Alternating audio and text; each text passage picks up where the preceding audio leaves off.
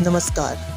सनकादिक ब्रह्मादि मुनीसा नारद सारद सहित अहिंसा, यानी कठिन तप से गुजरने वाले सनकादिक मुनि उनके देवता हैं और श्री चंद्रदेव प्रथम गुरु। यहाँ हम बात कर रहे हैं उदासीन परंपरा के सबसे बड़े श्री पंचायती बड़ा उदासीन अखाड़े की।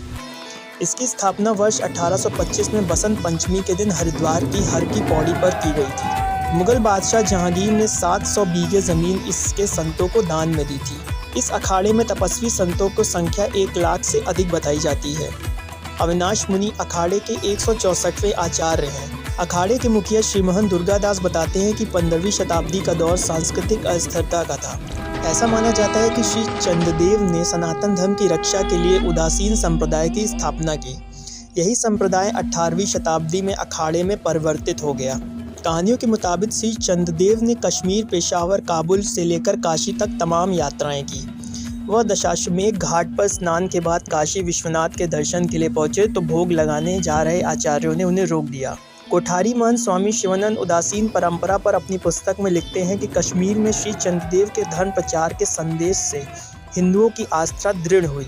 स्वामी शिवानंद लिखते हैं कि लाहौर में श्री चंद्रदेव के पहुंचने की जानकारी पर मुगल बादशाह जहांगीर ने उनको अपने दरबार में आमंत्रित किया। अपने शिष्य कमलासन के साथ पहुंचे श्री चंद्रदेव को बादशाह ने उच्च स्थान प्रदान किया। उस वक्त श्री चंद्रदेव ने अपनी गद्दी शिष्य कमलासन को दे दी थी। कमलासन ने गद्दी जमीन पर रख दी। महंत शिवानंद लिखते हैं कि दरबार में जमीन पर रखी गद्दी में कंपन शुरू होने पर दरबार चमत्कृत हो गया। जहांगीर के पूछने पर उन्होंने गुदड़ी से कहा कि तुम बादशाह को अपना परिचय दो। इतना कहते ही बादशाह का शरीर कांपने लगा, आंखें लाल हो गई और शरीर तपने लगा। जहांगीर ने इस पीड़ा से मुक्ति दिलाने का श्री चंद्रदेव से आग्रह किया। इशारा होते ही बादशाह सामान्य हो गए। उन्होंने राजा और उनके दरबारियों को बताया कि वहाँ आने से पहले उन्हें बुखार था। उन्होंने आग्रह किया था कि बादशाह से भेंट होने तक बुखार गुदड़ी में रहे। इससे प्रभावित जहांगीर ने 700 बीघा ज़मीन उदासीन संप्रदाय को दान कर दी थी। इस अखाड़े के सारे फैसले मुखिया और मुकामी महंत मिलकर लेते हैं, जिस पर श्री महंत अंतिम मुहर लगाते हैं। तो ये था इस अखाड़े से जुड़ा इतिहास।